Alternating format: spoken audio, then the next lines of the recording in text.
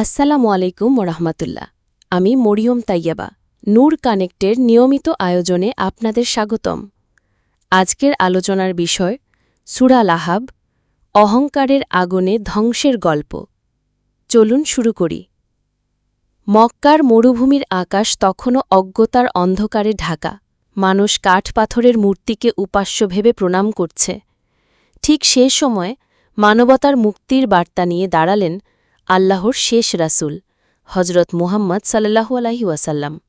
তিনি আহ্বান করলেন, হে মানুষ, এক আল্লাহর ইবাদত করো, তিনি ছাড়া তোমাদের আর কোনো উপাস্য নেই। এই আহ্বান পৌঁছায় তারই ঘনিষ্ঠ আত্মীয়দের কাছে। কিন্তু চাচা আবু লাহাব তা সহ্য করতে পারলেন না। অহংকারে জ্বলে উঠে তিনি বিদ্রূপ করে বললেন, তাব্বান লাকা, তোমার সর্বনাশক। এর উত্তরে অবতীর্ণ হয় কুরআনের সূরা লাহাব।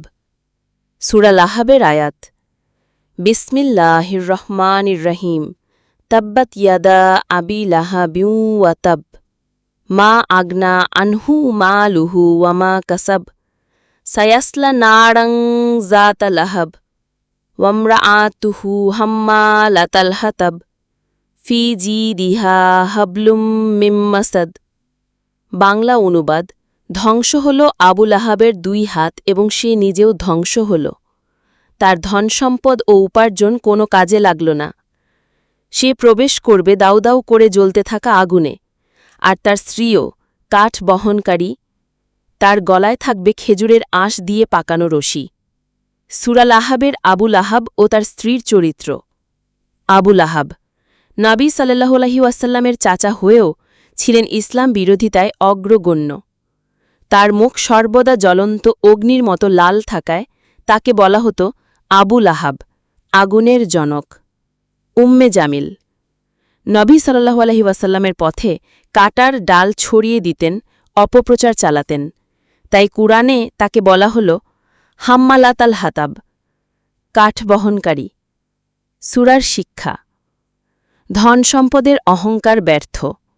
আবু লাহাব ধনী ও প্রভাবশালী ছিলেন, কিন্তু তার ধনসম্পদ তাকে রক্ষা করতে পারেনি। অন্যায় সহযোগিতার শাস্তি, উম্মে জামিল স্বামীকে অন্যায় কাজে সমর্থন দিয়েছিল, তাই সেও ধ্বংসের ভাগিদার হল। কুরআনের সত্যতার প্রমাণ, আবু লাহাব সূরা নাজিল হওয়ার পরও বহু বছর জীবিত ছিলেন। যদি সে ইসলাম গ্রহণ করত তবে সূরাটি মিথ্যা হতো, কিন্তু সে জীবনের শেষ পর্যন্ত কাফিরই রয়ে গেল। হাদিসের আলোকে রাসূল সাল্লাল্লাহু আলাইহি ওয়াসাল্লাম বলেছেন, কোনো মানুষের ধনসম্পদ বা সন্তান তাকে রক্ষা করতে পারবে না, যদি না সে ঈমান ও সৎ কর্ম নিয়ে আসে। সহিহ মুসলিম।